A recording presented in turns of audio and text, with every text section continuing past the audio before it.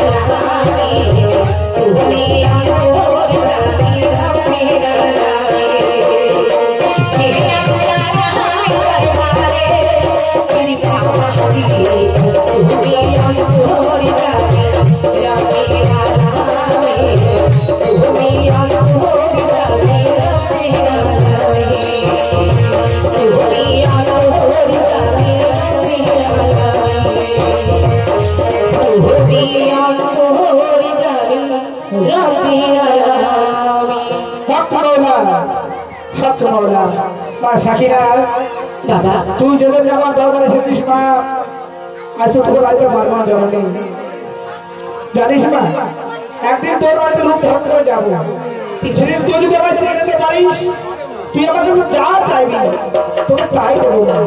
বেশ বাবা বেশ, আজ তুমি যে ছদ্মবেশে তুমি আমার কাছে সম্মান দিয়ে দাও, আমি যেভাবে হোক না কেন আমি তোমায় চিনে নেব বাবা, আমি তোমায় চিনে নেব, আমার সেলাম গ্রহণ করো বাবা।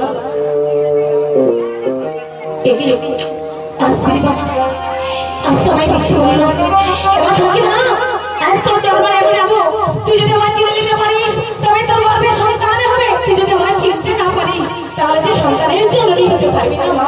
বেশ বাবা বেশ, আমি তোমার অপেক্ষায় বসে থাকবো, সেই দিন তুমি আমার বাড়িতে আসবে, আমি তোমায় চিনে নেবো বাবা।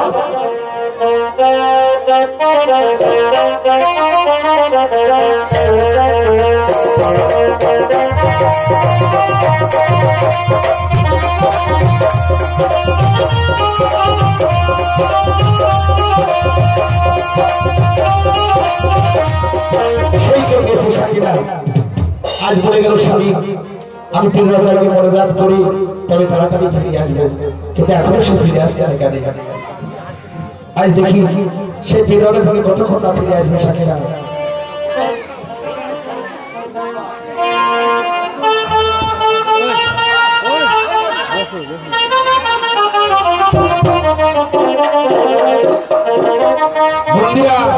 ও বেটা কেটে ঘরে বসে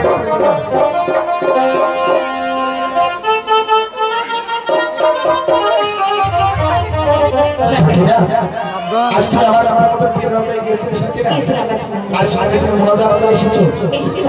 সাকিরা আজ সারা হয়তো তুমি মনোজাত করে এসেছো, আজ তোমার অনেক পথ কিছু অনেক পথ আসতে তোমার শরীরটা বড় ক্লান্ত হয়ে গেছে।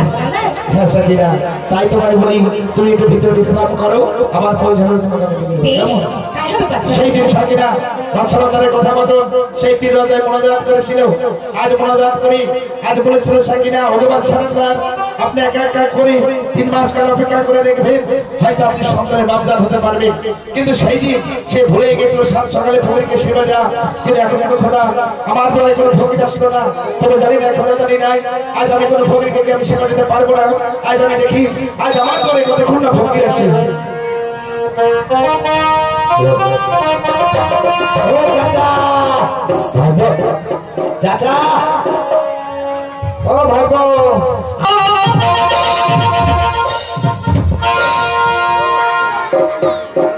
চাচা সারা হারাম জাত আমার পুষ খেতে হইতো তুমি।